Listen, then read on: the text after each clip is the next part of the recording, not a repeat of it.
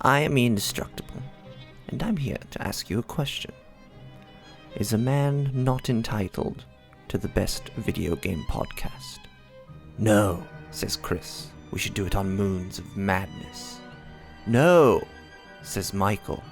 It should be on Prince of Persia. No, says Kevin. It should be about XCOM. I rejected those answers. Instead, I chose something different.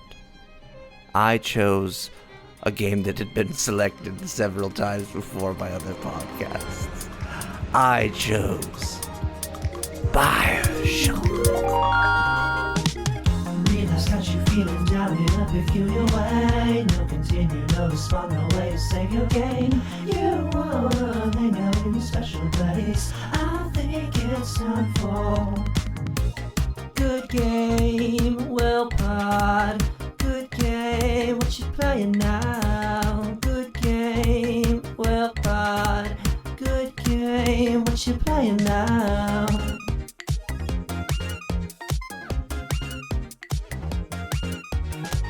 All right, hello, welcome to Good Game Well Pod. This week we're going to be talking about Bioshock, much beloved game. I guess it's worth pointing out that we are a rotating kind of book club, and every 2 weeks one of us will pick a game that we'll kind of play through, and then we'll talk about it here on the podcast. This week was my pick. I selected Bioshock because it's probably up there, like in the top 3 or 4, like as far as I consider most well-written games of all time, from like a narrative perspective. I think it's like incredibly ambitious, so that's why I picked it. I thought it would be worth talking about. It's been kind of talked about to death probably by every video game podcast ever, but I figured it would be a good one to cover, get it kind of out of the way. Oh yeah, bread and butter. So I got a little bio on Ken Levine here, and fun note that kind of serendipitous. It's actually we're recording this on September 1st. That's Ken Levine's birthday. So happy birthday, Ken Levine. Happy birthday, Ken Levine. Thanks for Bioshock and System Shock and Bioshock Infinite and Ghost Story games. Yeah, so Ken, the first video game that he ended up writing for was Thief, the Dark Project, the first game in the Thief series.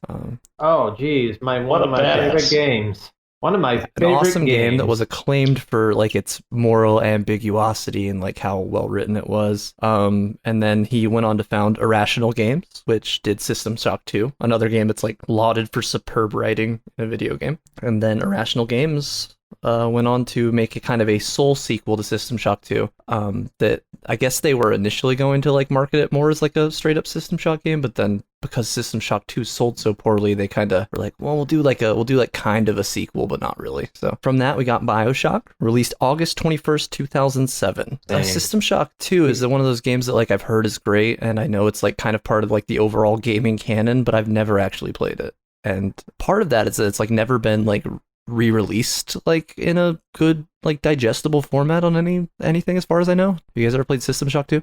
Yeah, I mean, I played System Shock 1 through like a DOS emulator, and the control scheme is like, I think it's WASD to walk around, and then the arrow keys to look around. So it's like definitely dated. Yeah, very much. It's very much like a Deus Ex, like moral first person shooters to kind of be injected with like the RPG elements and stuff like that. Definitely more narrative driven too. That's kind of System Shock. I thought so, because those were some of my favorite games. Yeah, they're all kind of like highly regarded as some of the best games ever released for sure. Yeah, like think Dark Forces, Chris. So this game was released August 2007, August 21st, 2007 to be exact.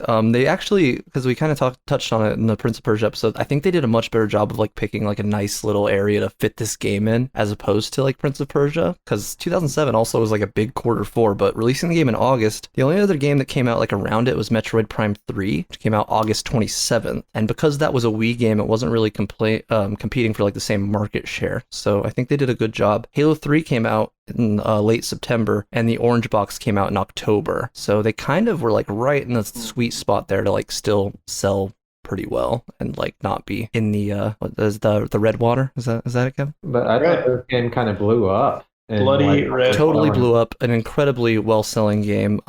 It was released to critical acclaim, and players all loved it. It was a 96. To this day, it's a 96 on Metacritic, which makes it the 26th highest ranked game of all time across all platforms. Other games that are a 96 on Metacritic include Resident Evil 4, GoldenEye, Half-Life 1, Half-Life 2, Breath of the Wild, Twilight Princess, and Wind Waker from the Zelda series, as well as Tekken 3 and Skyrim. So pretty like rarefied air that this game is in. I pretty much deny Well, Bioshock. I can remember this game. Like, we were in high school, and we're just like, wow, Bioshock actually looks pretty cool from the trailers. And I guess it just went like phenomenally overwhelming. Like, we wanted to I play remember it. the hype was getting kind of like surreal with this game because I think at the time me and Alex were playing like Gears of War online, and then like I think it was like the E3 trailer dropped for it with like you're fighting the Big Daddy. Well, that's what I want to. Well, yeah, that was another thing because it was also a console thing too, and it was a PC thing too. And like, there wasn't a lot of games that did that. Usually, it was like a Xbox exclusive or PC exclusive or like a PS3 exclusive. But like, Or gets like a shitty port like Warrior Within. yeah, something like that, Kevin. Thank you very much. But like, yeah, it kind of like somewhat brought all gamers together. Like, it was a great game that we could all Pretty agree on. universally like beloved. I think there was some like DRM based issues with the PC release, but other than that, like kind of widely regarded across the board as just a solid game all around. So let me take you back to August 21st, 2007. Do you guys know what the number one song was on the Billboard Hot 100 at the time? Was it Britney Spears' Toxic? No, I think you're off by a few years. I think Toxic had already come and gone. Ah, damn. You got me there. I really Beautiful don't Girls by Sean Kingston was number one. Sean Kingston had like 2 songs in like the top 20 when this game came out, and I'm pretty sure he like is nowhere to be seen. MIA at the moment. Do you guys want to guess what the He took his money and went. Do you guys want to guess what the number one rock song was at the time? Was it like something System of a Down, like Mesmerize or No, Hypnotize or something? I think again we're a little like post that. We're in the Green Day Know Your Enemy era. That was the number one rock song at the time. Man, Green Day. Do you guys? Like, I don't know these songs. Was it American Idiot? No, it was a post-American Idiot one. Do you guys want to guess what the number one movie was at the time? 2007. know. 2007? August 21st, 2007. Holy crap! I can't remember that far back. I might go with Casino Royale. No. I have a hint for this No. one. Fantastic. The hint is that Kevin guessed it last week for the movie. It's Super fucking super bad. Yeah. Oh, man. You were just one okay. week Come ahead on. there. Don't do it, kid. So 3 years and 1 week. That was basically. like our first Never had a choice. too.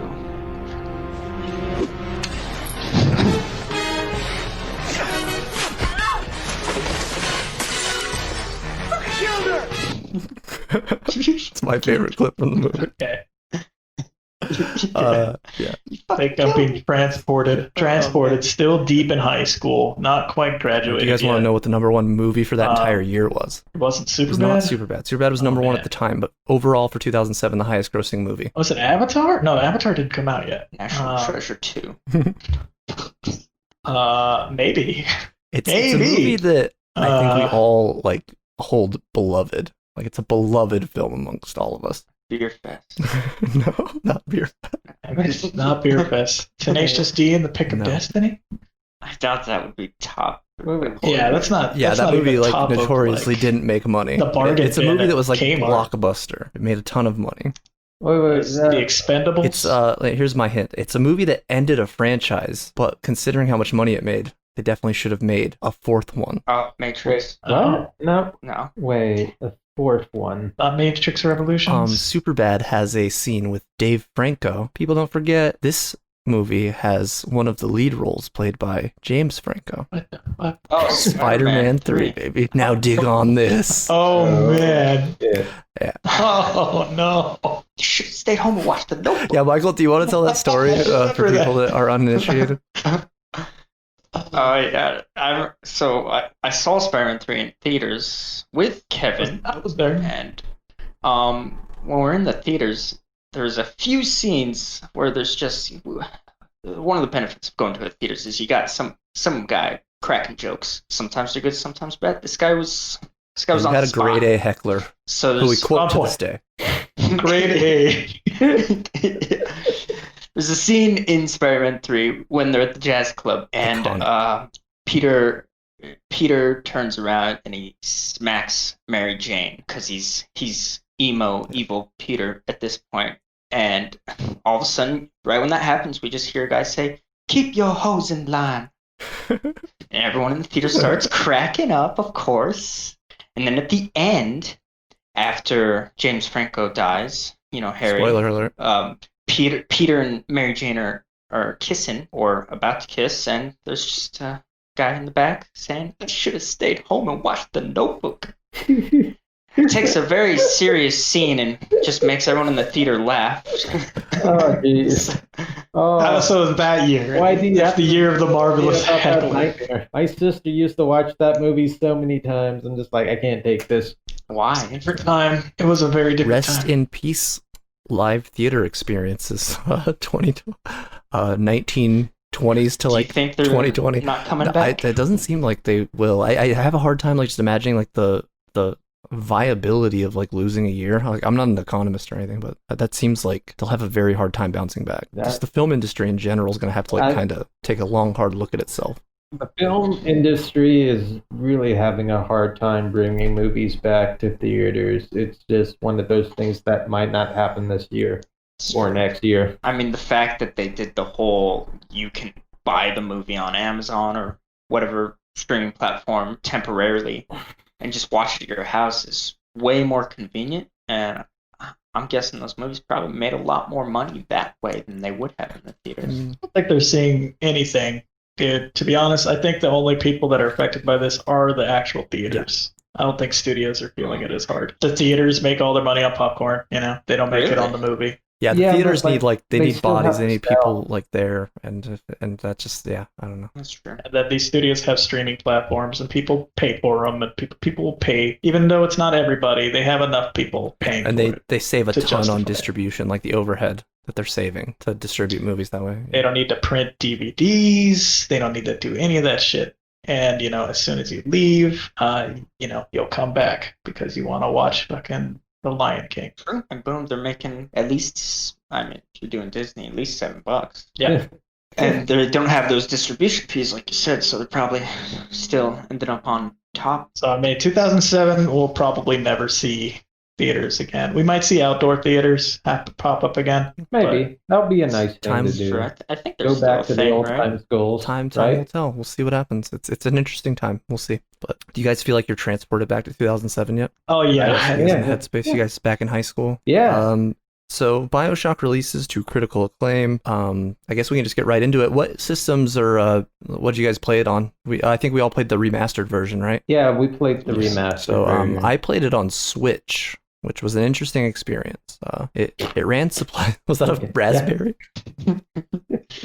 Hey, the Switch is a great console, Chris. on Bioshock? I mean, I Really? played Bioshock while like taking a poop, which I don't think is something. I don't know how you guys have your PC set I up. want to do. I don't want to do that. You're missing out. I want to tucker. I really want to tucker my butthole for that game on hardest difficulty. Well, basically, Ian's poop was the character from Bioshock, Oh, transported to come an underwater world. Oh, Jack. damn, Jack that's- was my anthropomorphized dump.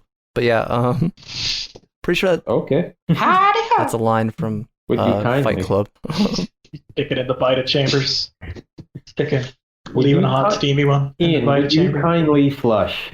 I'm not under. That's not doing anything for me. But yeah, so I played it on Switch, which was fun. It's like my 9th time playing through the game, so I wanted to try something new. And the Switch port came out in May of 2020. I was like, I'm gonna give this a whirl, and I had a pleasant experience. It's such a marvel to me to play a handheld version of a game that was like at the time like one of the most graphically impressive games. The fact that I can like play that portably is so rad. I love that. I was about to joke that I played my game on the Nokia, but since you said that, I had that moment with Knights of the Old Republic when it appeared on iPad. Yeah, I have the Remember that shit? iPhone version of it to this day. Like overheats my phone. My phone gets like so hot when I play it. But it does run. That was one of those moments Was though it where Blade? you're like, wow, I can't believe my Xbox is in my pocket now. It's quite a time to be alive for sure. But yeah, everyone else has played it on PC, I believe, right? Yeah. Yes. The only Bioshock I've ever played was on PC. Purist, I see. Well, I don't want to sound like a purist, but it does run pretty well, and you get the most experience out of it off the PC. That's a nuanced. I mean, you do have the most options. Yeah, you do. You do have more options. But I like I said, I'm thoroughly impressed at the fact that it just does run on portable at all. I think that's pretty cool.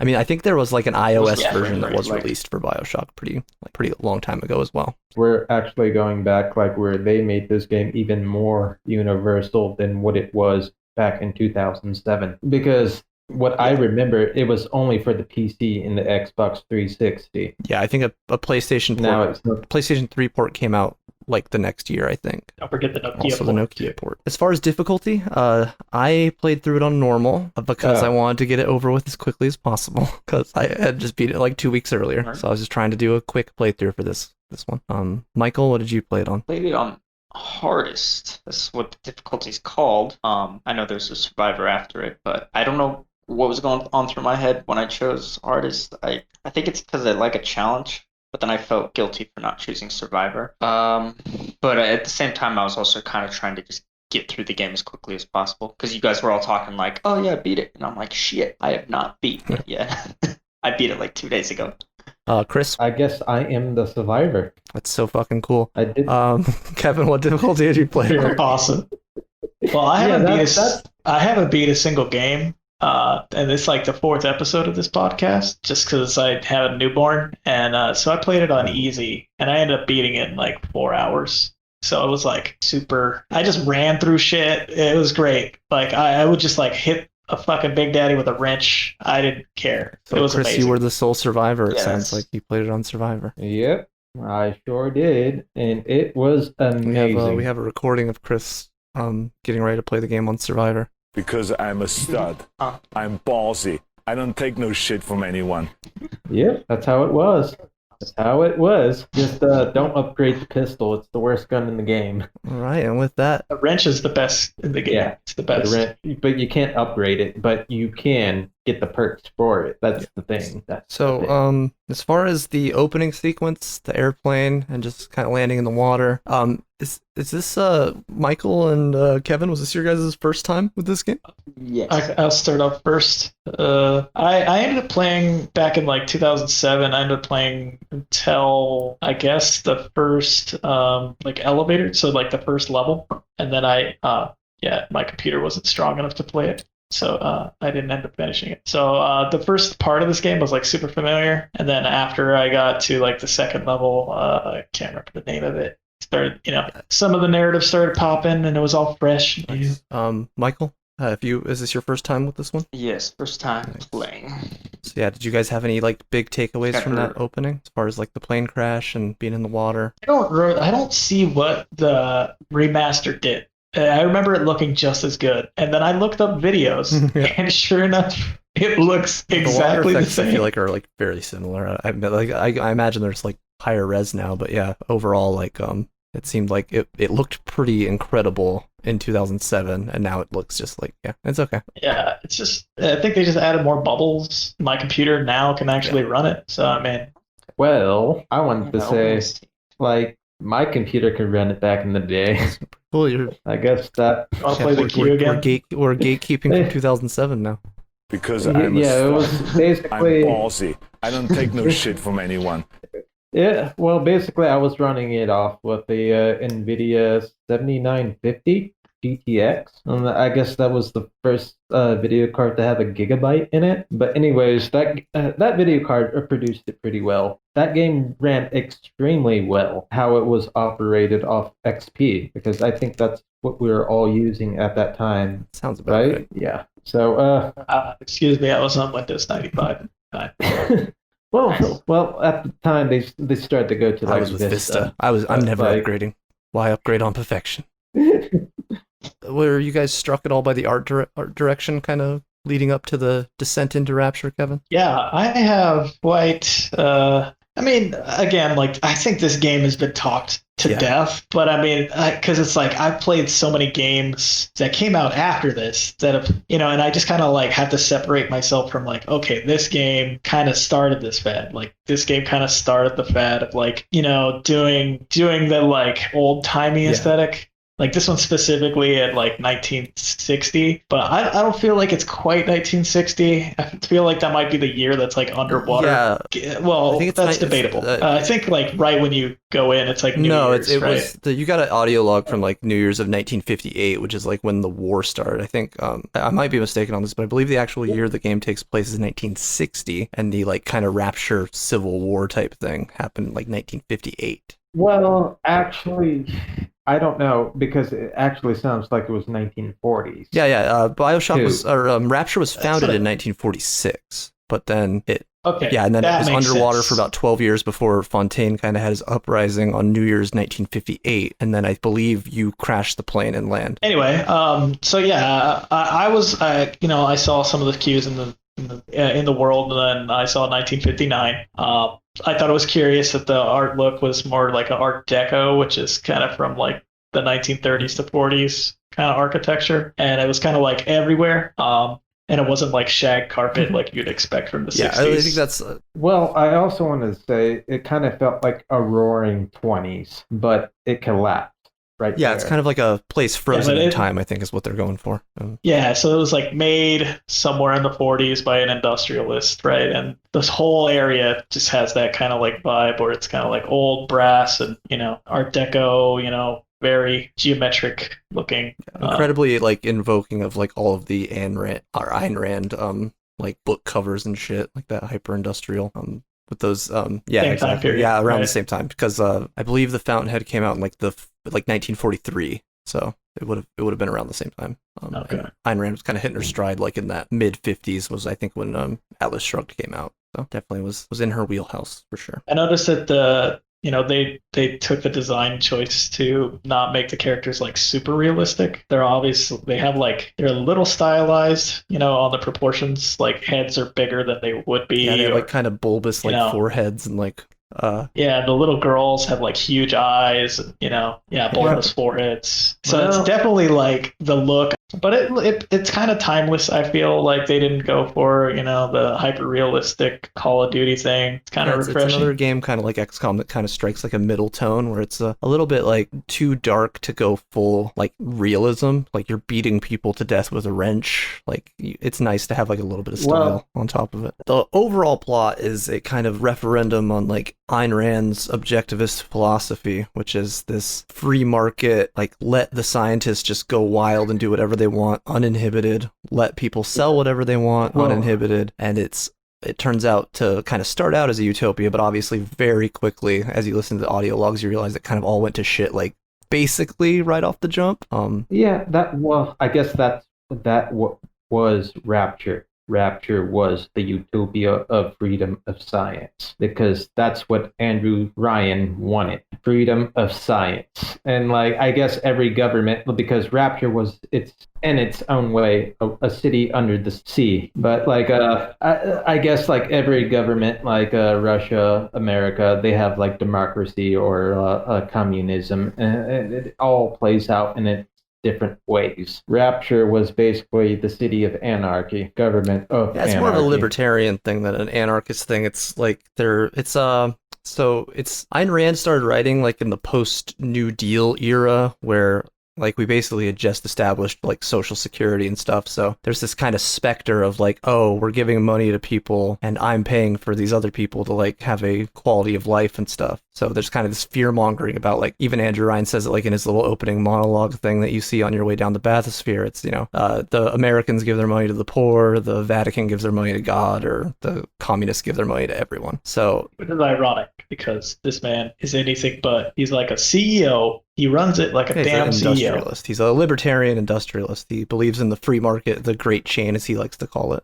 Yeah, but his whole city went to anarchy. He's basically an anarchist. Libertarian. Anarchist. Just look around how his whole city went to. Anyway, the narrative is it goes through voice clips, which I feel like this is one of the first games to do it. I mean, unless you count like Baldur's Gate and all those kinds of things that have that. It's just hard to see like lots of first-person shooters having this like the thing that Firewatch is known for now. And we also did it with Moons of Madness, where you get your audio exposition through like radio bits. The environmental storytelling kind of a thing they leaned on. So even though you're only entering Rapture kind of in its decline, you do kind of get a sense of the trajectory that it was on over like the 12 to 14 years preceding you. So it's really, really cool. One of the better aspects of the game, but definitely something that's like become so done to death at this point. And yeah. Yeah, everybody rips off this game because I mean, this game kind of made the cookie cutter mold.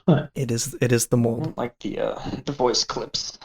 And like, you weren't a fan of the voice clips, Michael? Too many of them. I would be listening to one, and I'd find another, and then I would find another, and then like the actual main story voice clip would come over, and then I'm like, well, I'm not gonna go back and select these. Yeah.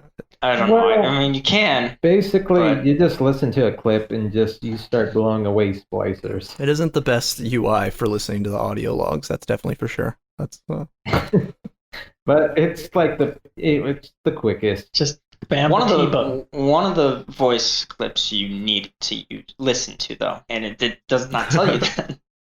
Because it's like, oh, I was thinking it was like a story one, but there's like a certain passcode or something that was hidden within one of the voice recordings. And I'm like, well, now I don't know what the passcode is. And I'm like, well, I guess I'm just going to look through all of my voice clips that I grabbed recently. And sure enough, I found it.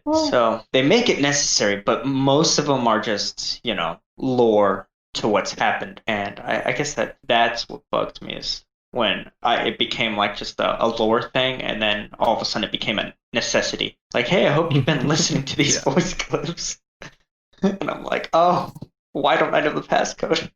But yeah, I mean, also, I know when you first get into it, I know we already passed over the opening scene and whatnot, but when you first get down into it, Rapture, the water effects, I hated them. I don't know why, but I was getting like nauseous.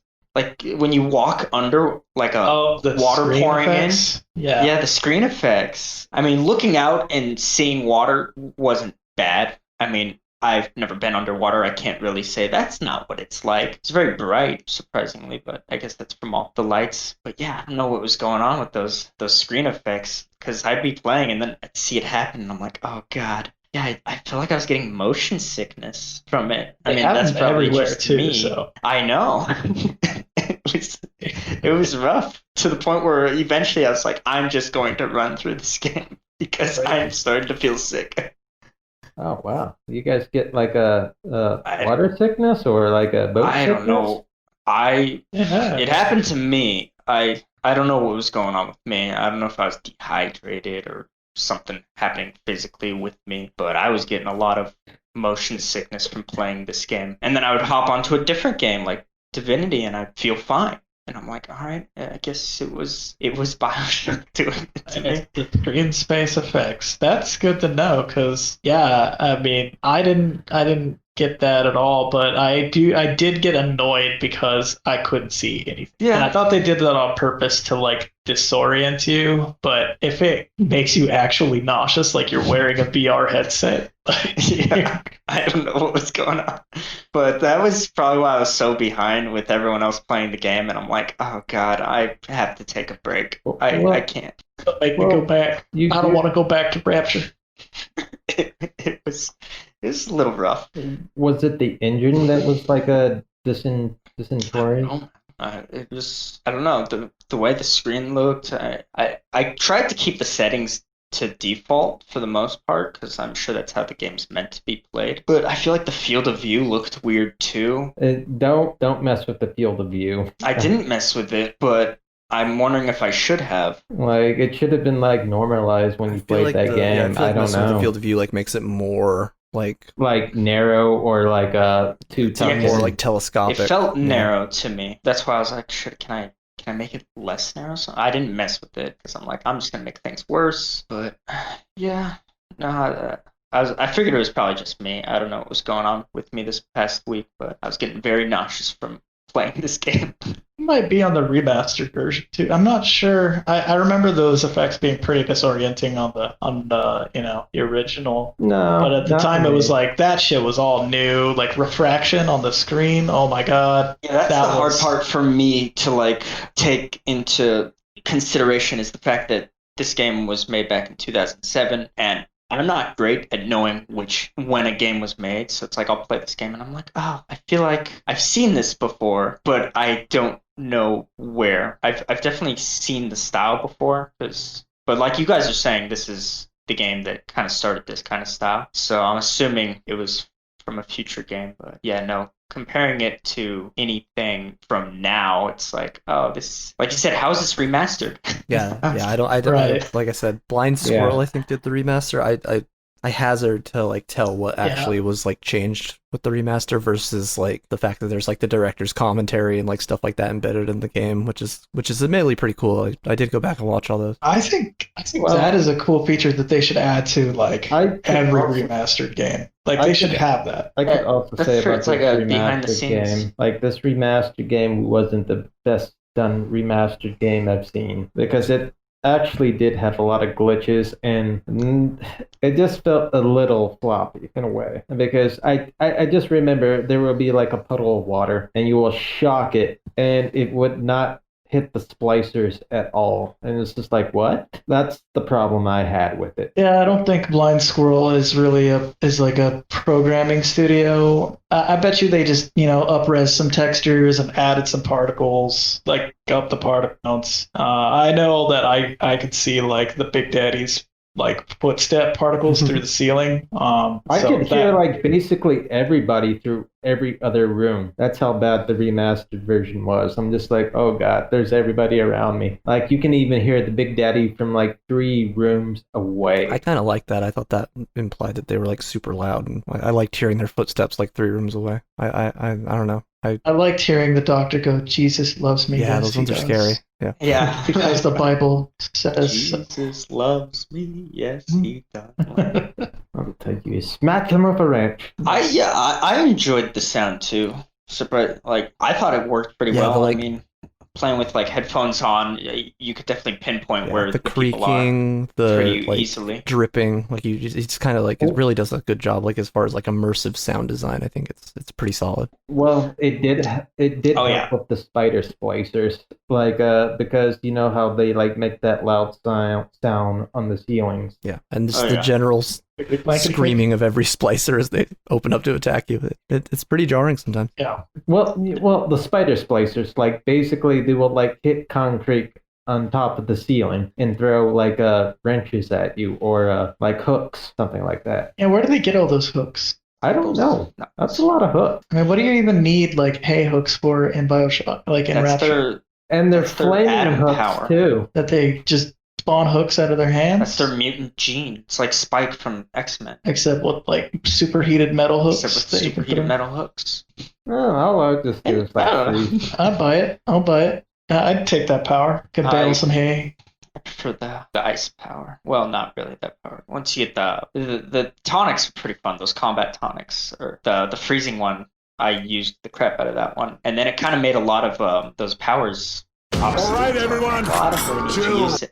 Yeah, you walking around with a frozen wrench, freezing Big Daddies and shattering them. It's very satisfying. Yeah, I mean, It's difficult that- to do, but it That happens. only works what kind of difficult you do it into, because it really doesn't always work. No, it doesn't always work in the hardest either, but you have to be like on top of it. You have to be whacking it with the wrench as fast as possible. Well, basically, I set a little bit of traps and then like get my game plan into order. Then let's go, Big Daddy. Go, Big Well, going Daddy. back to the remastering topic, do you guys think that they'll remaster games another time? Now, like as technology's getting better, I hope not, please. how many I think it Skyrim would be cool. relaunches do you think there's going to be?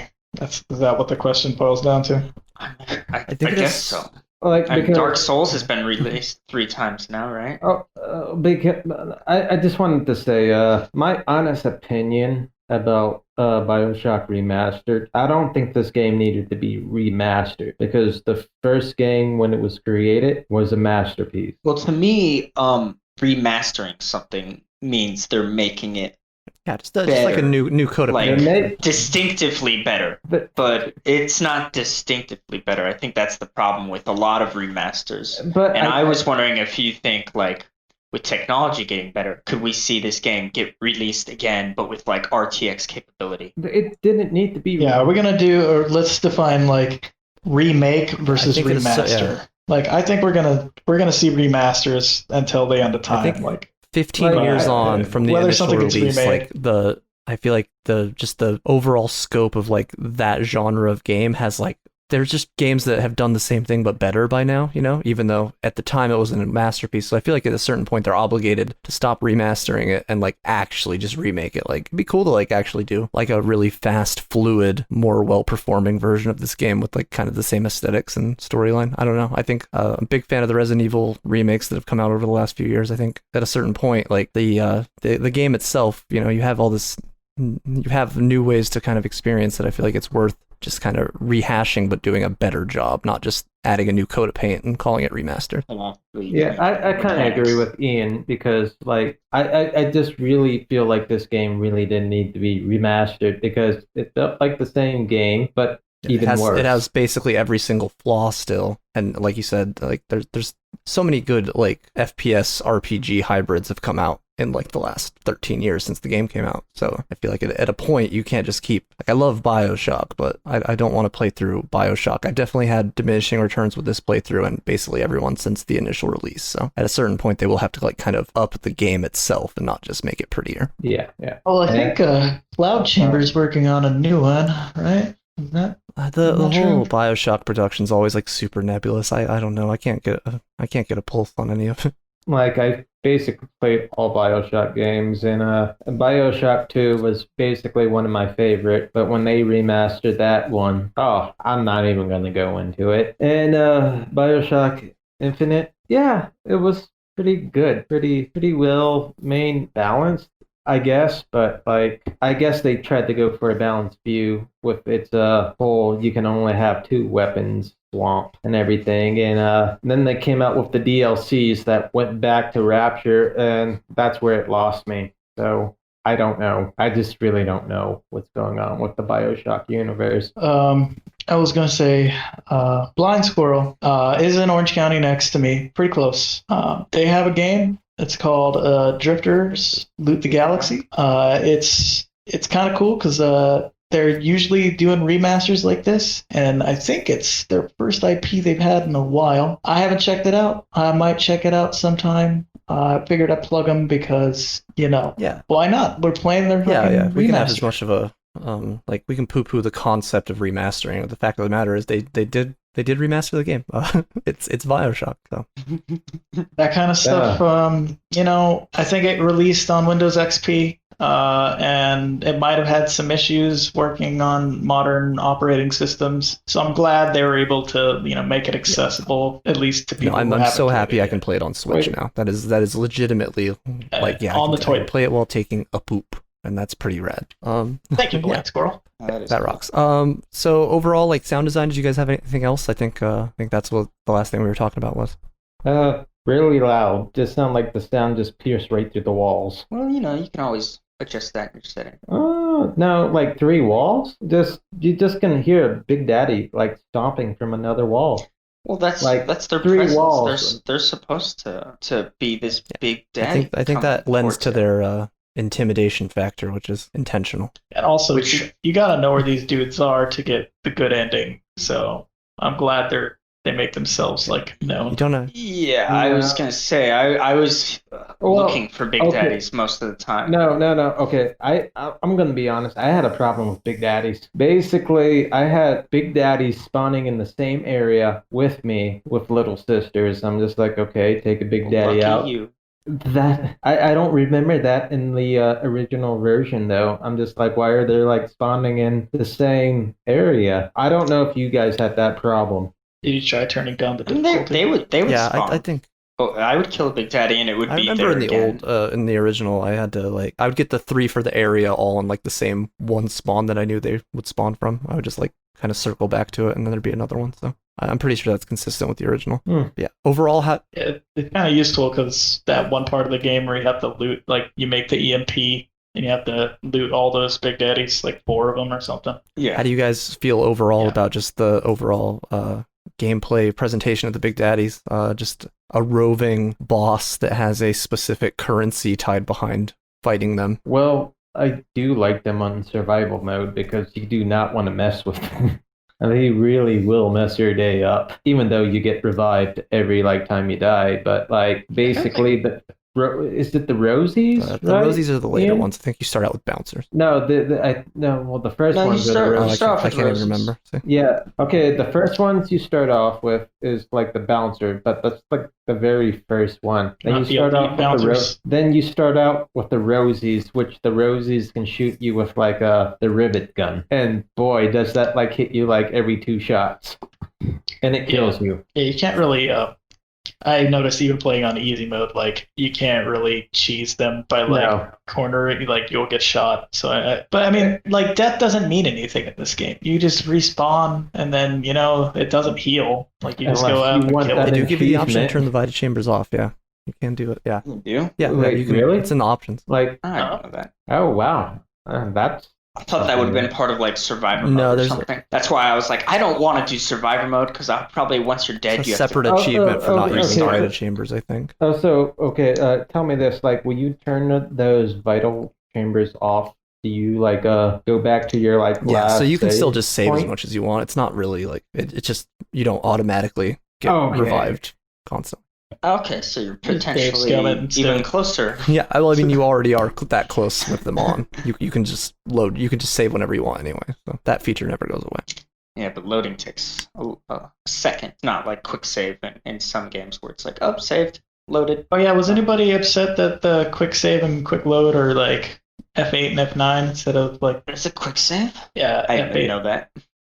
Isn't it in I've Skyrim? not It's saved F5. and lost progress. Oh. Yeah, From the I game accidentally crashing.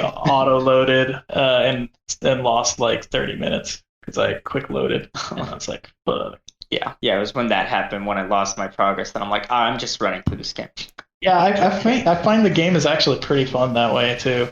This would be an interesting game to just learn the speed run because I think it's a 40-minute speed run. It's not bad. Wait, you play it on easy, but if you play it on the hardest mode, it's not a 40-minute speed run. It's not gonna make much of a Speedrunners difference to be Speedrunners aren't honest. arrogant enough to pick the hardest difficulty. They normally just do it on whichever one they can beat the game quickest on, right? Isn't that the point of speedrunning? There's different categories. You can do the 100% category. You can do the very hard category. There's a category for you, but if you want to run it live, it's the one that's the most reliable. But going back to the big daddies, I will say they're the only thing worth fighting. Yeah. Everything else is kind of just get run out of past the way. You mean nothing to me unless it's a specific quest NPC. Then just Waves of splicers, when you're in the lab and stuff. Oh, that was annoying. I'm waiting. I'm where are the enemies? Oh, there's one. That part. Yeah. That was the part that I had to redo. Well, it sounds like overall you didn't enjoy the gunplay very much. You didn't think it was challenging enough or varied enough. I don't know. I didn't see the point of it really.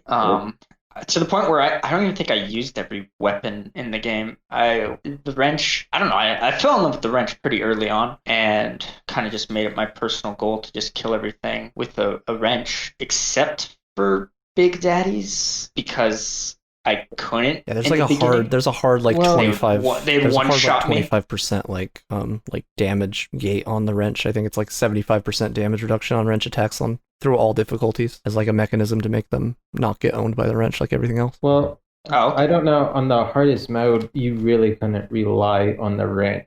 It was good for certain situations, but you did have to change your options of weapons. I thought you had to rely on the wrench in the hardest. No. That's what they implied. They're you can't find weapons or ammo or money, so You're make broke. sure you don't use any Well, weapons basically, if you except keep on for the hitting them last with boss the wrench, fight. basically somebody will hit you. You're like, oh crap! They took about 75% of my health with one hit. Screw this! I'm doing Wait. range. I'm curious, Chris. How long you think was your your survival mode playthrough, hours wise?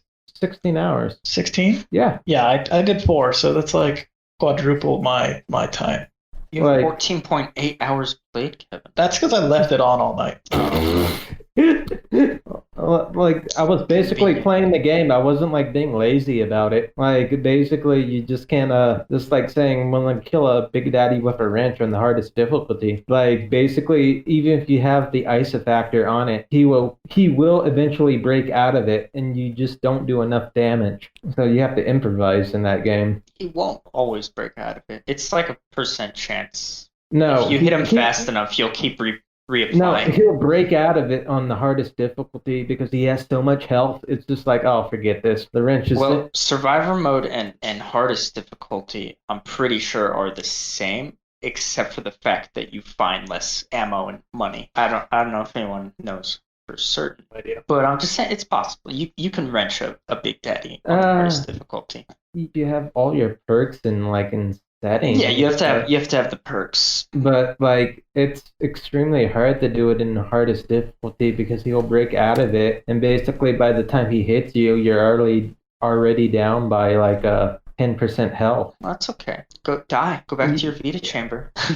That's not the point. Keep whacking though. him some more. Like the point is like kill him as quickly as possible. Oh. Like Big Daddies are tough. They're really tough if you want to take them by yourself, by alone, like without revival. Well, yeah, without revival, I'd say everyone's somewhat tough. If you turn the Vita chambers off, I imagine the game becomes a lot more dreadful. But with revival, I felt like a god. Yeah, because you can come back there, but like I think in one point time, like in like the original version, like you would die from a Big Daddy, he would like actually gain like I think 10 or 20% health back if you died. So you're just like, oh no. So That you would be actually won. frustrating. Yeah, like that's why I don't understand the remastered version. So hold on, But- wait, Chris. Did you play for the good ending or the bad ending? I played for the good ending. What kind of person do you think I am? A horrible person. Oh God, I mean, thank you. you're going to Rapture, right? Like win in Rapture, why not But just I do as told- Andrew Ryan intended, you know? No, would you kindly please? But you always have the choice. That was like the funny analogy about what he said. A slave obeys. A man chooses. You can choose. You always have a choice. So did we all go for the good ending? I think we did. Yeah, with the good ending. We've really grown a lot. I know if I played this in 2007, I guaranteed would have went for the bad ending. No, I think I did. I would have the bad harvested ending. for sure. Yeah, that's the bad ending. I wish you didn't. No. On Survivor, do you get like that pity package, or is that just not easy? What's a pity package?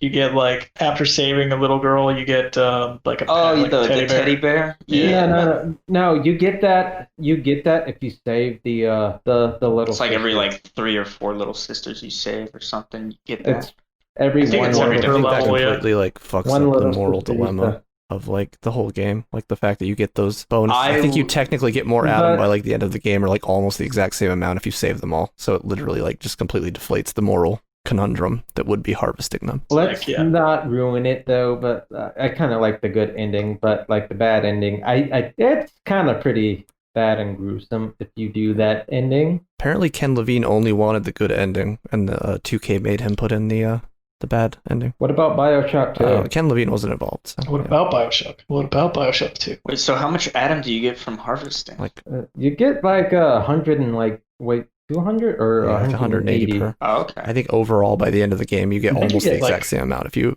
just save them all. So again, like there's no point. Yeah, so yeah, there's no point. Just beat the right man, beat the good Yeah, man. at the end of the game, I had like 1,000 Adam, and I was like, and they don't even let you spend it on that last vending machine. There's like one even health upgrade that you can buy on the last vending machine. I'm like, well, where's all this tonics and stuff? I was like, Nope. I've been saving for this moment. I was No, I- saving it. I didn't use plasmids very often. I feel like a lot of them regret were not useless. using them because I found I didn't test them enough. I didn't even use all the plasmids, but I found that the Wow, that's the funnest what's that thing one in the game. the target dummy was very useful. Yes. Once I found target dummy, I just used that strictly and whacked everything with a wrench still. Except for the last boss, because I could only do his first phase with the wrench, and then for whatever reason, I don't know if this is how it always is, but he became immune to my wrench damage. Like hitting him was like hitting the air. Didn't make a noise or anything. You know what's the funny thing for the last boss for Fontaine? Just use the chemical thrower with electric gel. That crap is so funny when you use it on him. He literally can't do anything to you. Isn't he immune to it if he's like... No, he's not immune to it. He's just, like lightning? It depends on his form. I'm pretty sure, because he becomes immune to like fire in certain forms. Just use the chemical thrower because you can switch all three. I feel like, another game that does this whole like ammo thing. It's like hot on the heels. It's like Doom Eternal, like Doom. I kind of gave that game back because I'm just like, nah, I'm not going to do this game anymore. I liked the first Doom, but not Doom Eternal. Well, the thing I wanted to bring up about it was just the fact that reloading with the alternate ammo types was such a pain in the ass. Oh yeah, it took forever. I wish there was like an elixir to improve like the speed at which you're like changing ammo, because I just never wanted to do it because it took so long. It's like, might as well just reload, fuck it, or might as well switch to a different weapon. Like, that was pretty annoying. Yeah, but again, like this was made 2007. You're using the F keys to select, plasmids. Yeah, but okay, like that's what I hated about Bioshock Remastered, because I thought they were gonna generally go to a quicker way of like shooting your plasmids and shooting your gun, because Bioshock 2 actually had dual wielding between your gun and your plasmids, and it was a lot more easier. Well, that's probably just a quality of life upgrade that they discovered. Well, no, it was pretty much the same, Michael. It's just it took so long just to switch between gun and plasmid, and that's what I'm saying. Like that, it was annoying in the first one, and in the second one, they made it not annoying. Yeah, but like when we think about Remastered, we're thinking that they're gonna make the controls and the graphics and the gameplay all better, or something with a new engine. Nope. Yeah, I think that goes back to like it being like a remake. A remaster mostly is like new textures, maybe like up-res, just affecting the graphics, but not the actual mechanics of the game. Yeah, we didn't hire any programmers to change the bad code in this game. Besides, we need to hunt down all those programmers and demand that they tell me what was wrong with this code, and they probably don't remember from like 10 years ago. So it's this poor guy, Blind Squirrel, probably would be like, well, I got to reverse engineer this code, and I only have 6 months to remaster this. Yeah, no, they're getting some artists to just up-res some textures. Like, if they wanted to remake it, Cloud Chamber can remake Bioshock. And maybe they'll do some cleaner gameplay, but... Give me some RTX, I want to see some better lighting. Well, speaking of Bioshock, do you think they're going to make a new Bioshock game? That's already confirmed, dude. Cloud Chamber's making a new one. Oh. Confirmed. Go to their website. Look at it. It says, what we're working on. The next one. Don't know what it's called. And it says, we're hiring cinematics producer, lead environment modeler, lead level designer, principal combat designer, principal systems designer. Yeah, so they are hiring in Quebec and Nevada. Back to the game. I know we kind of like tried beating it as quick as possible, but I did like the little sisters in the game, because at that point I felt like I was required to save them. I know I didn't have to. I mean, I guess I did for a good ending, but I didn't know that. But I still felt the need to go find every single little sister before I move on in the main story.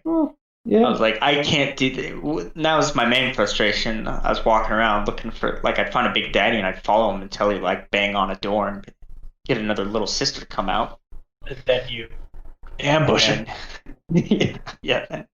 Then I go ham with, generally a shotgun. I don't know what your weapon of choice was, but I feel like the shotgun was pretty good. Electric buck, baby. Yeah, electric buck was good. Yeah, I feel like the shotgun. I didn't use weapons enough to the point where anytime I try and pick up ammo, I would always be at max. So same with money. Be like, your wallet's full, your ammo's full, you can't pick this up. So like I pretty much only use weapons on Big Daddies. Yeah, That's well, why I regretted not picking Survivor, because I'm like, well, I already have way too much ammo and money. If I could get like another achievement just for playing the game the way I'm already playing the game, then I should have went for it. Well, I think I just upgraded all my weapons besides the pistol. And I think they're all great. I know, I guess the camera did help, but was it really necessary? I went ham on the camera. Yeah, I think I here we got go all with the camera. upgrades. So I have opinions about the camera. I Like, feel like the camera wasn't necessary. Like you could have shipped the game without the camera. Yeah. You didn't Like like it? It gave you upgrades. it did give you upgrades. But it didn't feel like it did like enough to do things to the enemy. Yeah, to It me, made you do more damage, and it gave you free tonics. For me, the the camera free tonics was- were worth it. I totally did it just for the tonics. And I don't know. There's another game that does the kind of similar thing, like the research thing, like Metroid Prime scanning stuff. It felt like it was trying to do that, and I don't know, but like it would totally took me out of like shooting the splicers. Now I got to take a picture of them before I shoot. Yeah. Kind of fucked up the flow of the game. Yeah, it does. Everything was blurry with the camera too. Yeah. I didn't like that. It got to the point where it's like I walked around with the camera, shot things with the splicer. Like as soon as I walk into a room, shoot a picture of all of them. It like takes a minute. If I didn't like use the camera at all, my completion time would have been like 30 minutes sooner. Sure. Yeah, no. At first I let the camera show me how much progress I was getting, and it would take a second. But after the first like couple upgrades, I just started clicking rapidly with the camera, like till I couldn't take any more photos, and then I would just kill them. And then anytime I'd see someone, I'd pull up the camera real quick to make sure, oh, you already got the full upgrade. And I'm like, all right, great. And then I just kill them. Well, So you just like use all your camera roll. you can't you can't get all the upgrades in like the first level. Like basically it'll just say like you don't have enough action points or you don't have enough whatever. Yeah, it won't let you do, because you can only upgrade. Well, you can only take a picture of the same guy like 3 times, and then it's like you've taken too many pictures. But you can find all of the people respawn. Well, you could just get the full yeah, but- upgrade on the enemy right Yeah, away. but it gives you achievements that say you fully researched the splicer. No, I know that. That's because there's like levels to it. There's like 3 levels per enemy or something like that, 3 or 4. Mm. So you have to like get that bar full 3 or 4 times. I don't know exactly how many times, but Well, like it felt like it said like your action points ain't high enough, so you forget your well, progress. that's because you can only take, like I said, you can only take a picture like 3 times, and then you won't be able to take a picture of the enemy anymore. You basically just kill that enemy, and when you find another one of that type of enemy, you can take a picture and it will raise the bar again. Yeah. Like I even equipped those tonics, the photograph ones, both of them, just because I'm like, I just gotta get these upgrades as soon as possible. I think the camera falls apart because, like you said earlier, like the enemies like aren't worth fighting. So it's like making the enemies easier to kill. They're already like, kind of bypassable afterthoughts that aren't like playing into the gameplay loop that much a lot of the time. So it's like, yeah, I can research the Houdini splicer to full so that I kill them in one less shot, but it's like, is that worth it if I'm not really that challenged by them to begin with, or that engaged by fighting all the Houdini splicers? I feel like that's the problem with in a better game. I feel like in Metroid, like Kevin said, I think the camera's awesome, but Well, I mean, do you like achievements? I That's the whole point of the I do camera. like achievements. Fully I feel like they researched did that splicer. story part, where what is the artist? Sandra Can't remember his Cohen, name. the Cohen brothers. Cohen. I feel like they added the Cohen sequence and they're like, fuck, we need a camera. And then they decided to put in the rest of it. They're like, what the fuck else can we do with this? Well, they Yeah. could have just made it a temporary No, but, thing. like- Hey, you pick up the camera. All right, take a picture. And Yeah, then it's a one-time don't quest be objective. able to use it. Yeah, they could have. Or they could have made more achievements. I'd say it's like Well, I'd say it's like a enjoy net achievements. push. Like it doesn't make the game like worse. You don't have to use it. Like if you want to Yeah, I use it, mean, you can. You I could. think it works fine for what it Yeah. is. I guess I'm just being cynical because I know everybody's going to say that this game is a masterpiece and I have to find something. I think like about the it. reuse of assets is my biggest jank factor with the game. every like NPC you talk to being like a base splicer model with like one little alteration feels incredibly cheap to me. I don't know if you guys felt that way. Like Tenenbaum and like all the important characters just being like a splicer model 95% of the time. Like Atlas, no one's seen where like the bat the spear with his family and it gets blown up allegedly. Like you see him running around and his model sucks. It's the same as all the other models. I'm like, There were some models that had their own like model, like Andrew Ryan, like he's a specific character model. And some of the other ones were just like rehashes and recycles, and that felt kind of cheap to me. I don't know how you guys felt about that. I get it. Yeah, they put masks on. I got to hide that fact. They put masks on everybody. Everybody gets a mask. To be fair, I wasn't sure who I was looking for. Like when I killed the guy, I was, that was the guy that I was supposed to kill. Okay. Because like you said, they all look dude the with the same, TNT box.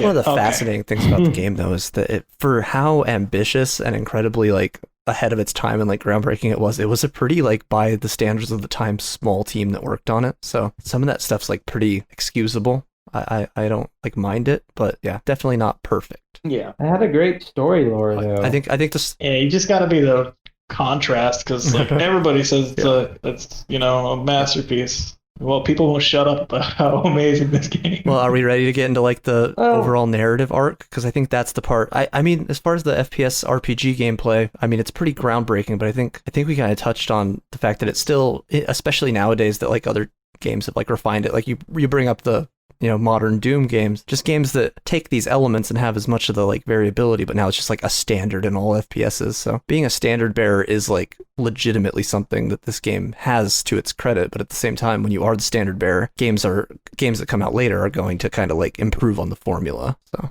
this game's narrative is super good because it's really well written. I feel like did Chris Avalon work on this? Ken Levine. Who wrote this? Yeah. It was Ken Levine. Yeah, I think he's like the lead. I don't know if there were other writers. I think Sean Robertson, who's like the lead like art director guy too. I think he was. Yeah. I mean, it's pretty darn good, man. I don't know if people on the podcast are listening this far, but I mean, they're not. We're about to spoil the shit out of this game. So, I mean, this game makes you believe that there's this guy Atlas and he's on your side and you're here to just by happenstance, and he wants your help because he's been taken advantage of by the big man Andrew Ryan, and he is kind of holding an uprising, or he makes you think that. And then there's a twist, kind of like Act 2 in the game. After you do some get acquainted with some of the characters, you meet Tannenbaum, who is involved with the creation of the Little Sisters, and some other surgeons. You find out that there's an illegitimate pregnancy from Andrew Ryan and stuff, and all these little details start like creeping into audio logs and stuff. Then you find out finally when you have your big showdown with Andrew Ryan that you've been manipulated this whole time. There's a fight club. The best Ludo narrative like dissonance ever portrayed in video games, I think, to this day.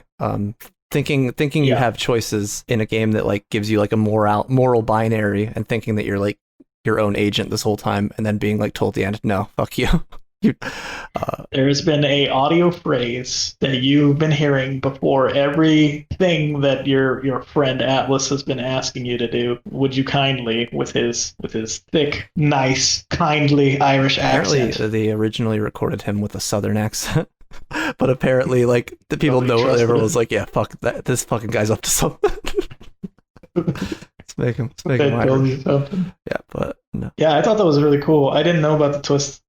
This playthrough was definitely like, oh, so that's what people like Bioshock it's pretty for. Cool. I get it. It's the most meta twist in the history of games, I think. I'm pretty comfortable saying that. I don't think there's another one that makes the fact that you have been thinking you've been doing things of your own volition the whole game like just kind of falls apart. I think that's legitimately makes you like think about yourself. It's a twist on you, the player, not a twist on the characters. Like it is a twist on the characters, but it's also like, no, you haven't been actually doing anything of your own will. Like it's incredibly personal. I think that's why it like sticks and lasts with people. Yeah, because you're like the self-insert in the story, and kind of makes you question. It's a philosophical moment. How do you feel about the twist as your first time experiencing it, Michael? Well, I feel like you told me about the shit. twist before I beat the game. I mean, even Alex kind of didn't spoil it when he was like, "I just gotta punch Atlas in the face." I thought he said Fontaine. I'm like, I "Alright, thought we he gotta said beat up Fontaine. He said it. That fucking Alex, man. But I don't know. From the very beginning of the game, I'm like, who's this guy? I just fell out of a plane and somebody's trying to help me. That's weird. That's Did you catch so like you kind of. I feel like you feel it coming the whole time, just from like that random strangers trying to help you out. I don't know. It's we're in Rapture. Michael was hardened We're not from in- Big Smoke's betrayal in GTA San Andreas, and now he just doesn't trust anybody. Yeah, it's That was a good twist. I forgot about that one. Get out of here with the fucking. number 9. The number 9 lounge. Man. 2 number 45s, one with extra dip. Yeah, no, I don't know. It's I didn't expect to kill Andrew Ryan. I was like, all right, this guy is just proving his like mind control by having He was willing to die to own like, you. It's like, all right, okay, guy. That's I was a little disappointed when I ran into Andrew Ryan too. I was kind of hoping to fight him, but then you get mind control and killing him. I'm like, well, I was gonna do that anyways. The illusion That's of the whole choice. point, Michael. That's the game's being meta. You've been thinking you've had any choice the whole time, but you've been on a linear path the whole time. Man, I don't know what the game's trying to tell me. All I know is this underwater place makes me nauseous, and I wanted to destroy whoever created it. Michael was immune to the meta Mission from narrative God. because he was legitimately ill the whole time. It did make me want to beat the game a lot quicker. To the point where I stopped like I would pick up audio logs, but like I said in the beginning, I'd pick one up, I'd listen to it, I'd pick another one up while the one's still playing, and I'm like, all right, I guess I'm not going to listen to that one because I'm listening to this one. And then the main story audio Atlas would start talking, or Tenenbaum or whoever, and I'm like, all right, I'm running too quick through this game. If you want to listen to the whole story, you really gotta. Yeah, the audio slow logs, things down a bit. I re-listened to them on YouTube today just to like make sure like the ones I missed, I didn't like miss any like big like story beats or anything. There's an hour and 5 minutes to listen to all of them of raw time. Oh man. Bad. Wow. I was gonna ask Michael, like, did you pick up on like any of the because there's some audio logs that like show that the main character was like, did you get to listen to any of those ones? Well, The main character. well, Yeah, there's a lot of audio logs that like imply the main character was an illegitimate birth from Andrew Ryan. no, And then, you're like- the clone of Ryan. I probably listened to him. Was he but a I don't clone? remember. I know, like this, like that one's you go into like the Yeah, is it the they strip had to club or make you a something? clone that aged Basically- rapidly because Rapture's only been around for 14 years. Yeah. So how would you be an adult? Yes, Oh, he that's was a clone. Also, I got a question for people who like listen to the audio logs very extensively. So I guess it's and you beat this game Yeah, like 5 times. So when not Atlas, Fontaine. what's his actual name?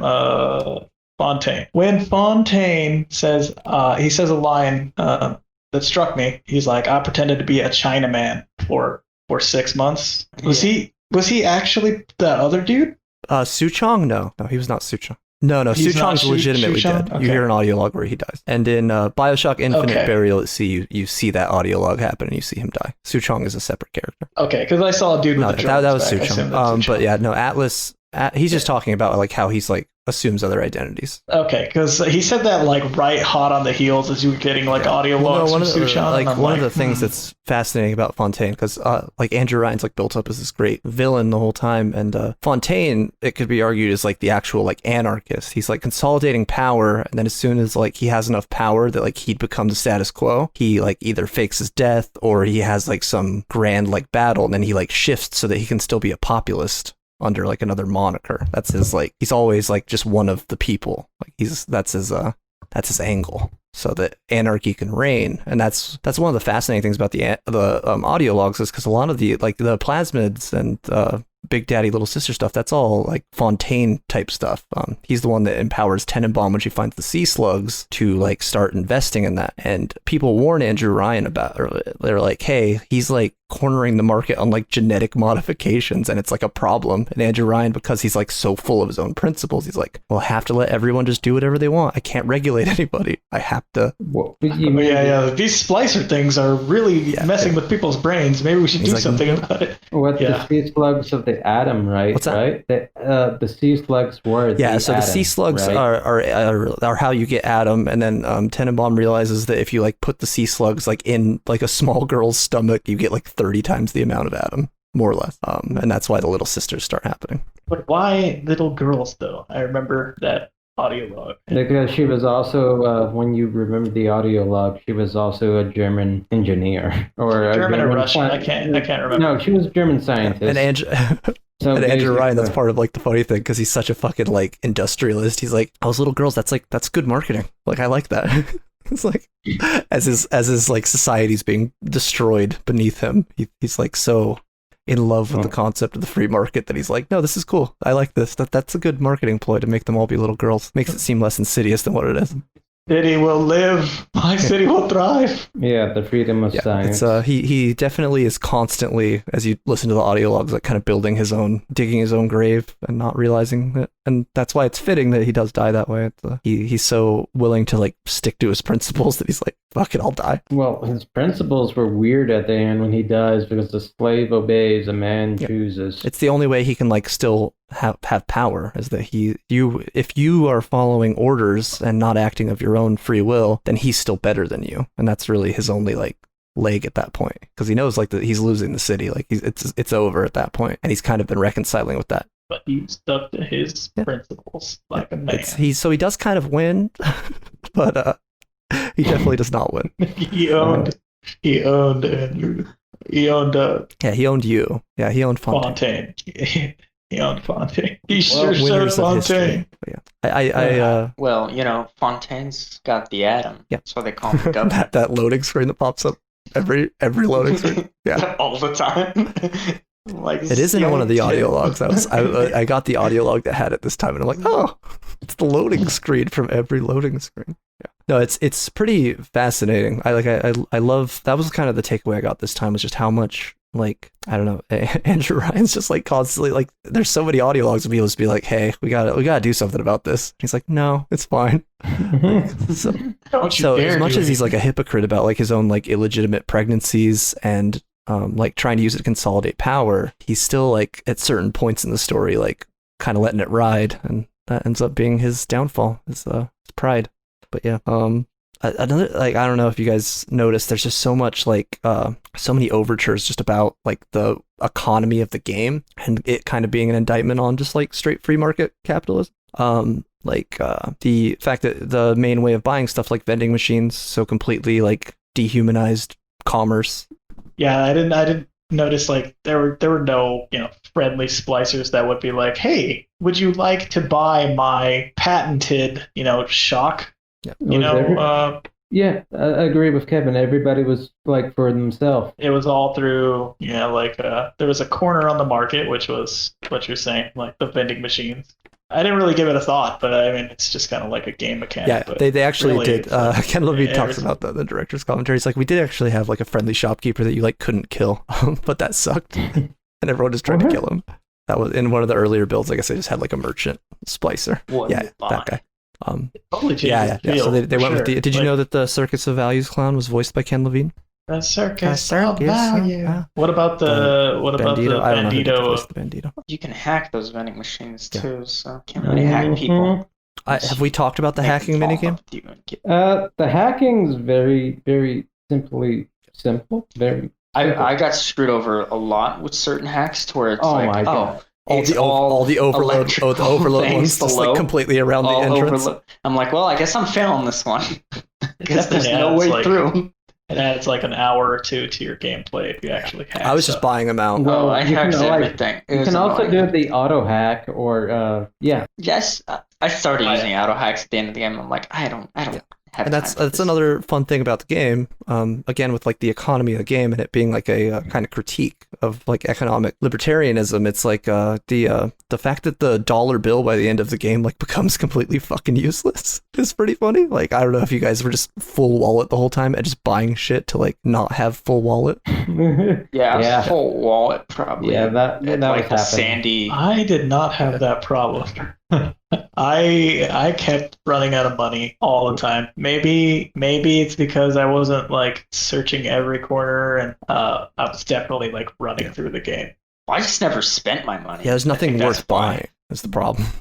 Like I said, I used the wrench all the time, Yeah. so I didn't I use guess you're ammo. And All I for the just most part, thought you can was, get like, your health back from eating chips, or you'll.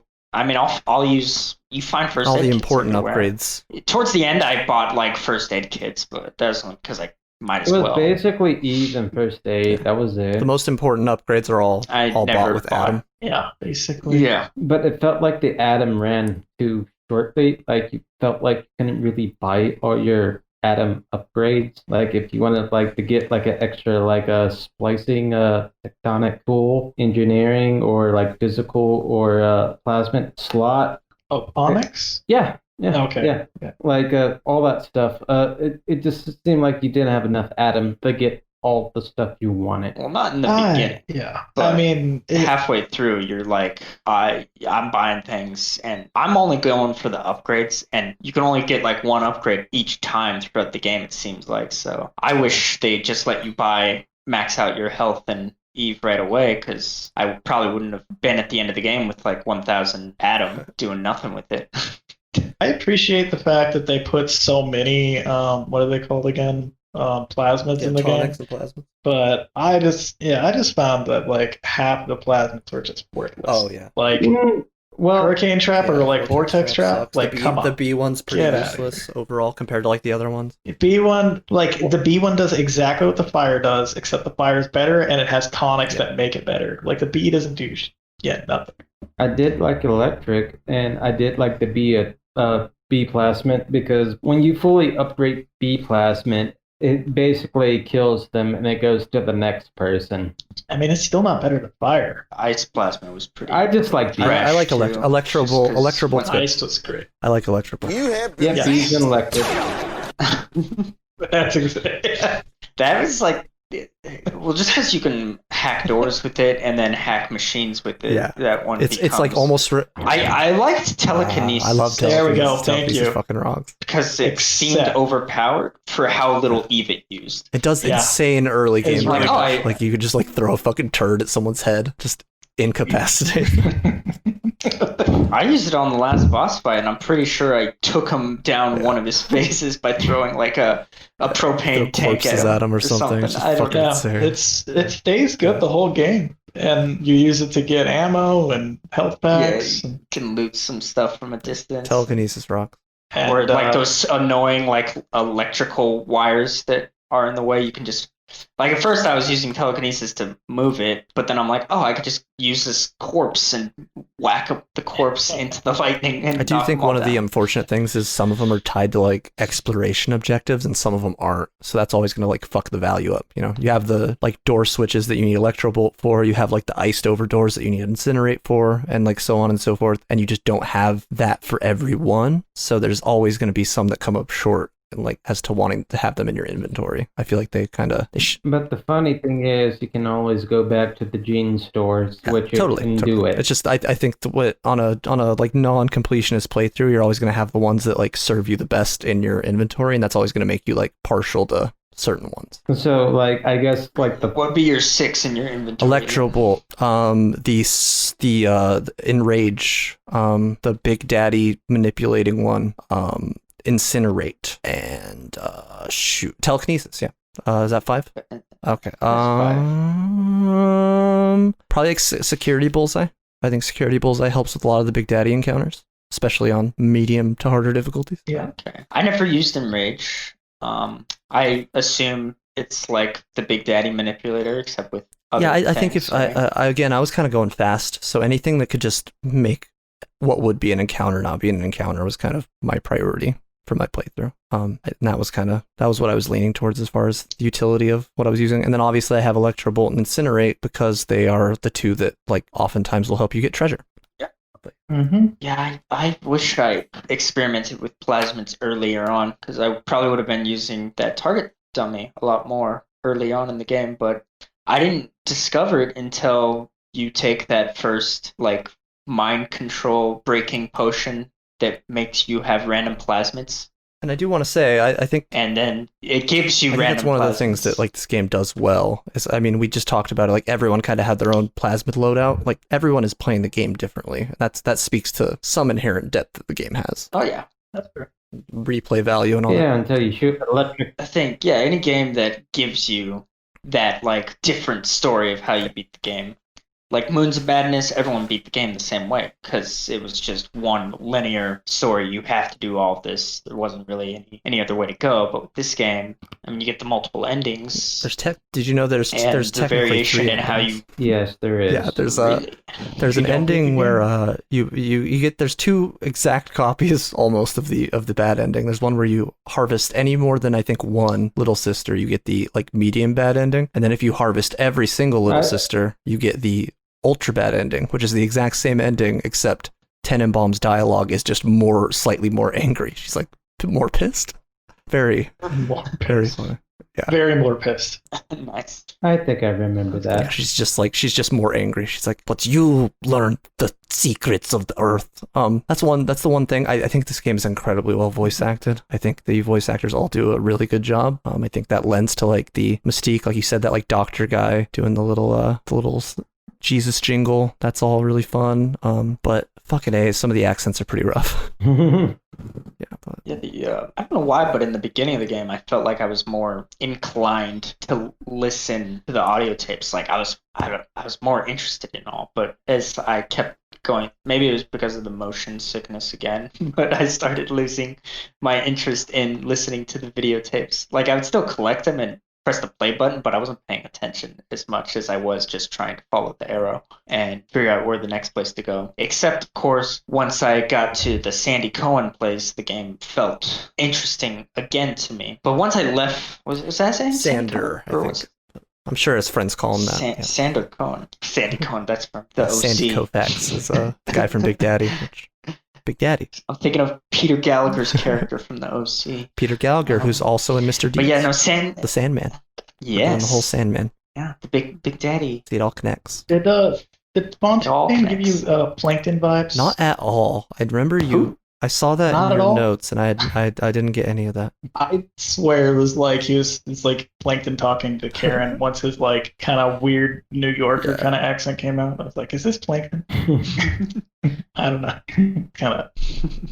Yeah. Oh, yeah. I'm reading your notes now. Oh, holy hostile takeover, Batman. Fontaine Futurist. You also found a Batman similarity in this game, eh? No. Sure did. No, but with the Sander Cohen, when you're taking the pictures, once you get to like the third photo that you take, instead of like getting a gift, he has like a bunch of splicers just attack you while Waltz of the Flowers is playing, and it's just a fun part to play. It's one of the best set know. pieces. Maybe it's because maybe I enjoy rhythm games a lot, like games with music. But yeah, when you're playing a game with music playing, and Waltz of the Flowers, it's a good classical song. It just makes you feel good about bashing those splicers on cue with the. You're syncing up with the it's music. like me and Kevin's old playthroughs time. of Fallout as the Batfight guy. When you're in VATS and you're listening to the Batfight song on loop.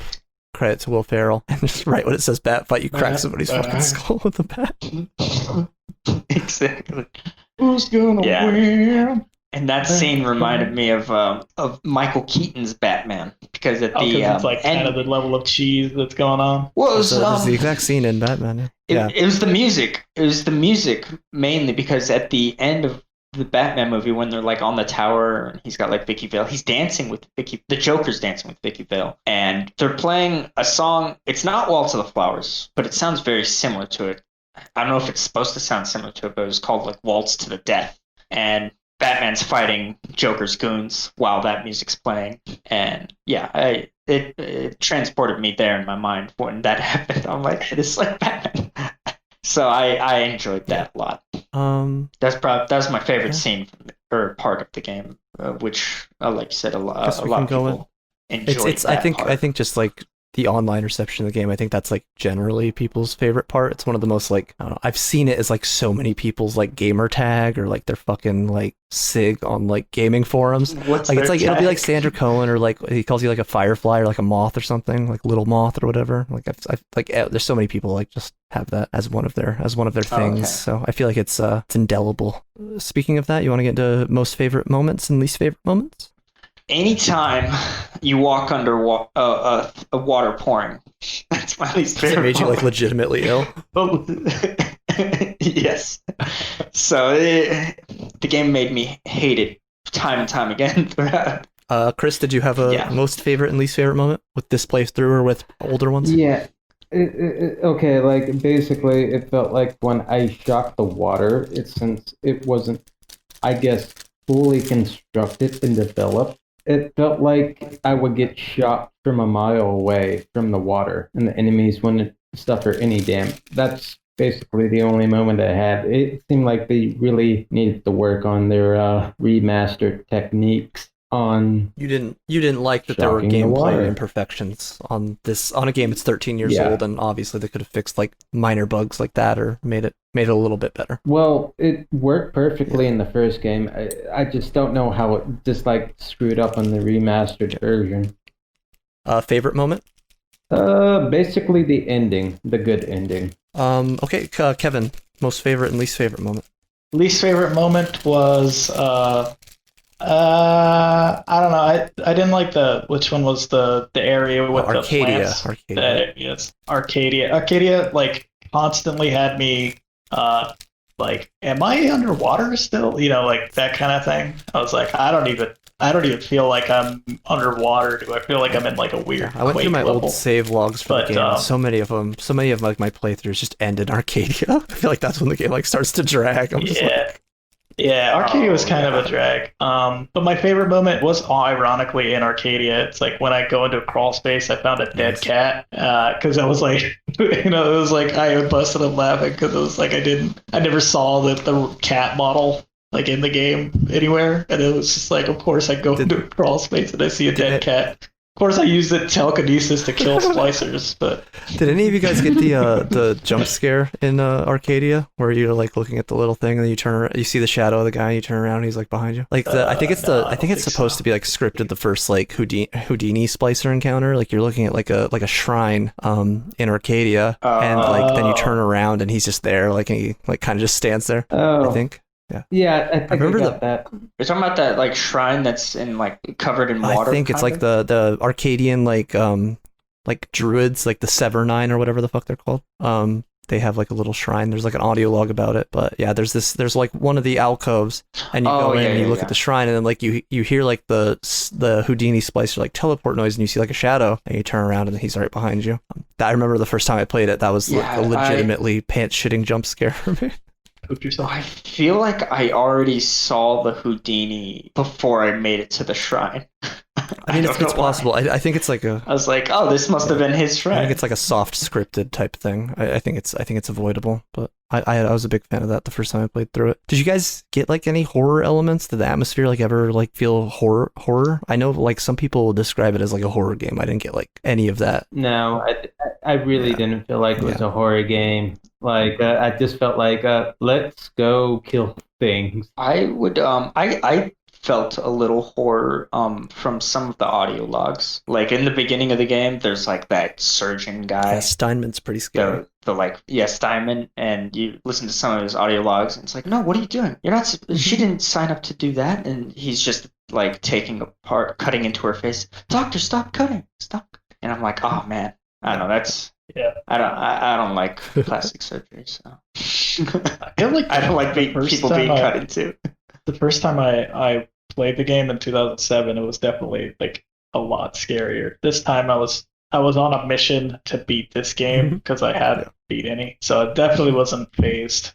But I was also like definitely like running through stuff, and like if something got kind of scary, I would like nope through it, like and just Nope.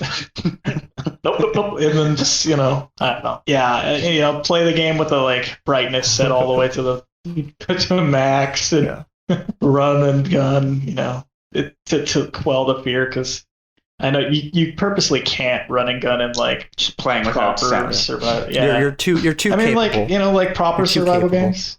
You're able Yeah. to just bitch slap everything. You can in the play world. this like you can bunny hop and fucking slap people with wrenches. Like it doesn't force you to be methodical like like Moons of Madness did. You're too capable. Maybe if you play with like the Vita chambers turned off, you'll have to You think. Yeah, I you guess need if an you ink do ribbon that, to it use might- the Vita chambers, something like that. That would be intense. But no, and I think one segment we skipped over, we'll do it now, just here at the end. So this game has a pretty like widely regarded as like one of the strongest video game plot twists of all time. So I was wondering if you guys had another game that had a plot twist that you consider to be your favorite as far as video game writing goes. I would say mine, but I'm convinced I would steal Holy- Chris's, so I'll wait till Chris goes. Oh. I know. Oh God. I don't want to ruin the moment, but it would probably be Coder. Yeah, Coder. that's exactly what I was gonna say. I was like, Yeah, Coder has a great. Like Coder, of course. like Coder just made you shit your pants because it was like so well developed how they did it. You're just like, what? Awesome story beat there to find out that, I don't know. And it makes all the stuff you thought was like, because I remember when I first played it, like it was around like when like it was after episode 1 came out, and there's that bit in episode 1 where like, well, we can't train Anakin to be a Jedi because he's too old, and like you get trained as like a middle-aged man. I'm like, what the fuck? I'm like, why would this work? And then like, oh, everything was so thought out and so good. It all makes sense. It all connects. It fucking rocked. Yeah. Yeah, Coder was great. Did you guys have any other ones? Okay. I got one, but I'll go last. Oh, I don't have one off the top of my head. I have Yeah, another you got game that has it's not so much a twist as it is like a narrative flip on its head. This is original Xbox first person action game called Breakdown from like 2003, which has a really good like second act break into the third act that I would spoil if I like went into it, but I still regard it as like one of my favorite like moments of in a video game. You kind of like I said, I'd be giving it away. It's worth checking out.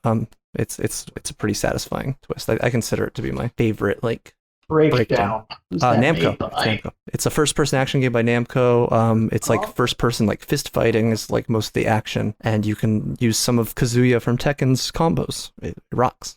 Like Wait. we're gonna need a port. We're gonna need a remaster. They released it digitally for Xbox One. It's an original Xbox game. But So no Not that I'm Steam aware release? But Okay. didn't I also want to talk about another game that had like a twist Yeah, go for twist plot. Wasn't it Fear that had another twist plot? Yeah, Alma being Alma. Yeah, you're one of the sons of Alma until you like figure that out in the end of the game, and then it gets kind of weird after that. Yeah, Kevin, That's what's yours? What's yours? Now you got me all fucked up about spoiling shit. If anybody, if I can get any person to play the game Breakdown. I'm just gonna go out and say it. In Fallout 4, there is a spoiler, but I think Come on, get into it. I like Fallout 4's twist because of how I ran into it. I was playing a cannibal in Fallout 4, and at a certain point in time, right before the twist happens, you meet this individual who is supposed to be your father. But since I was playing a psychopath in that game, cannibal, I ended up killing and eating my father before I knew it was even him. So it was kind of funny Wait, what? How? because you get a cannibal feed in that game. But how? I thought all your parents died. Oh wait. Oh, I'm blowing your mind on the game in Fallout 4. I thought the twist was I that it spoiled was you. not your father, but your blank. Yes, But his that's name right. is father. Wait, I have it backwards. Okay. I have it I'm backwards. confused. I'm very. Wait, you ate your son? Yes, before I knew it. Wait, how? Yeah. Okay. Yeah. Okay. Because yeah. the game kind of like makes you believe that the scientists underground are bad guys. Yeah, And I was like, all right, sure, I'm a cannibal. Let's go. I will eat your ass like corn on the cob. I thought it was funny. So, I'm gonna be like Rick and Morty. Please don't eat my ass. Yeah, I can't think of any other But that was my favorite video game twist. It was like a double twist. I think there was a Dungeons and Dragons game for the original Xbox where one of the shopkeepers ends up being like the big bad at the end. That was kind of fun. Dungeons and Dragons Heroes, I think. Like a hack and slash adventure RPG. Pretty cool. Yeah, I think that's the episode. Anybody have any final thoughts on BioShock? A masterpiece in 2007. Don't mess with the big daddies. Don't mess with Bioshock. All right. Just play Bioshock Infinite. You won't get seasick. I get airsick. I'm just playing. I don't get that.